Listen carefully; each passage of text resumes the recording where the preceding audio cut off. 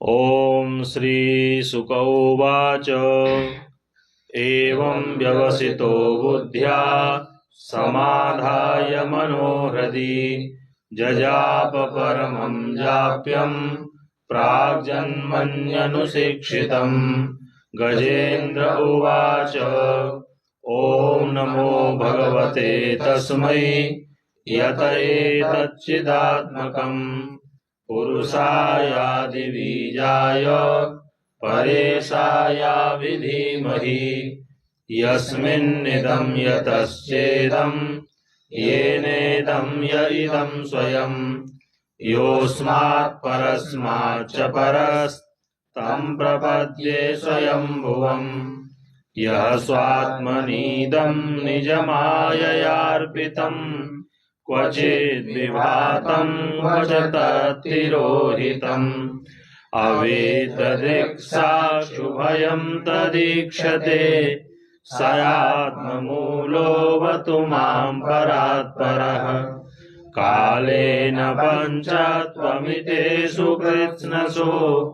लोकेषु कालेषु च सर्वहेतुषु तमस्तदासीद् गहनं गभीरम् यस्तस्य पारे विविराजते विभुः न यस्य देवा ऋषयः पदं विदुर्जन्तुः पुनः कोऽर्हति गन्तुमीरितुम् यथा नटस्याकृतिभिर्विचेष्टतो दुरत्ययानुक्रमणः समावतु दिदीक्षवो यस्य पदं सुमङ्गलम् विमुक्तसङ्गा मुनयः सुसाधवः चरन्त्यलोकव्रतमव्रणं वने भूतात्मभूतासुहृदः समे गति न विद्यते यस्य च जन्म कर्म वा न नाम रूपे गुणदोष एव वा तथापि लोकाप्ययसम्भवाय यः स्वमायया तान्यनुकालमृच्छति तस्मै नमः परेशाय ब्रह्मणेऽनन्तशक्तये अरूपायोरुरूपाय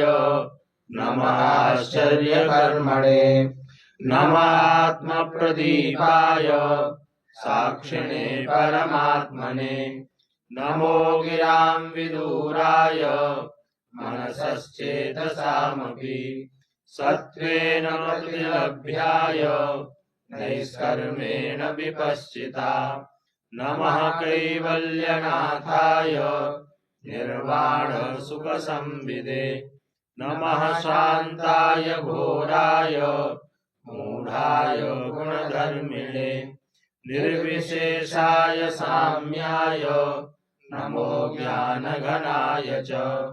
क्षेत्रज्ञाय नमस्तुभ्यं सर्वाध्यक्षाय साक्षिणे पुरुषायात्ममूलाय मूलप्रकृतये नमः सर्वेन्द्रियगुणद्रष्टे सर्वप्रत्ययहेतवे असताच्छाय योक्ताय सदाभासाय ते नमः नमो नमस्तेऽखिलकारणाय निष्कारणायाद्भुतकारणाय सर्वागमाम्नाय महार्णवाय नमोपवर्गाय परायणाय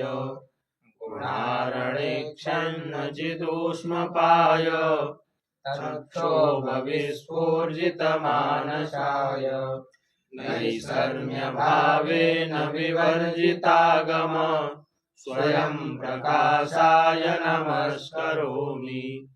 मातृक्प्रपन्नपशुपाशविमोक्षणाय मुक्ताय भूरि करुणाय नमोलयाय स्वांसेन सर्वतनुभृन्मनसि प्रतीत प्रत्यग्दृशे भगवते बृहते नमस्ते आत्मात्मजाप्तगृहवित्तजनेषु शक्तैर् दुष्प्रापणाय गुणसङ्गविवर्जिताय मुक्तात्मभीश्वरदये परिभाविताय ज्ञानात्मने भगवते नम ईश्वराय यं धर्मकामार्थविमुक्तिकामा भजन्त इष्टां गतिमाप्नुवन्ति किं त्वाशिशोरात्यपि देहमव्ययम् करोतु मे हृदयो विमोक्षणम् एकान्तिनो यस्य न कञ्चनार्थम् वाञ्छन्ति ये वै भगवत्प्रपन्नाः अत्यद्भुतं तच्चरितं सुमङ्गलम् गायन्तयानन्दसमुद्रमग्नाः तमक्षरं ब्रह्म परं परेशम् अव्यक्तमाध्यात्मिकयोगगम्यम् अतीन्द्रियं सूक्ष्ममिवातिदूरम् अनन्तमाद्यं परिपूर्णमीडे यस्य ब्रह्मादयो देवा वेदालोकाश्चराचराः नामरूपविभेदेन पल्व्याचकलया कृताः यथार्चिषोऽग्ने सवितुर्गभस्तयो निर्यान्ति संयान्यसरोचिषः तथा यतोऽयं गुणसम्प्रवाहो बुद्धिर्मनःखानि शरीरसर्गा स वै न देवासुरमर्त्यतिर्यं न स्त्री न षण्डो न पुमान् न जन्तुः नायं गुणः कर्म न सन्न चासन् निषेधशेषो जयतादशेषः जिजीविषेणाहमिहायुषा किम् अन्तर्बहिश्चावृतये भयोन्या इच्छामि कालेन न यस्य विप्लवस्तस्यात्मलोकावरणस्य मोक्षम् सोऽहं विश्वसृजं विश्वम् अविश्वं विश्ववेदसम् विश्वात्मानमजं ब्रह्म प्रणतोऽस्मि परं पदम् योगरन्धितकर्माणो यदि योगविभाविते योगिनो यं प्रपश्यन्ति योगेशं तं नतोऽस्म्यहम् नमो नमस्तुभ्यमसह्यवेग शक्तित्रयायाखिलधिगुणाय प्रपन्नपालाय दुरन्तशक्तये तदिन्द्रियाणामनवाप्यवर्त्मने नायं वेद स्वमात्मानं यक्षक्त्याहन्द्रियाहतं तं दुरत्ययमाहात्म्यं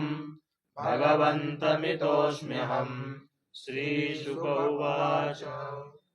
एवं गजेन्द्रमुपवर्णितनिर्विशेषं ब्रह्मादयो विविधलिङ्गविदा विमानाः नैते यदोपसृकुर्निखिलात्मकत्वात् तत्राखिलामरमयो हरिराविरासीत् तं तद्वदार्थमुपलभ्य जगन्निवासः स्तोत्रं निशम्य दिविजैः सह संस्तुवद्भिः छन्दोमयेन गरुडेन समूह्यमानश्चक्रायुधोऽभ्यगमदासु यतो गजेन्द्रः सोऽन्तासरस्युर्बलेन गृहीतयार्तो दृष्ट्वा गरुत्मतिहरिं खौपातचक्रम् उत्क्षिप्य साम्बुजकरं गिरमाह कृच्छान् नारायणाखिलगुरो भगवन्नमस्ते तं वीक्ष्य पीडितमजा सहसावतीर्य सग्राहमाशु सरसः कृपयोज्जहार ग्राहाद्विपाटितमुखादरिणा गजेन्द्रं सम्पश्यतां हरिरमुमुच दुःस्त्रियाणाम्। ॐ नमो भगवते वासुदेवाय।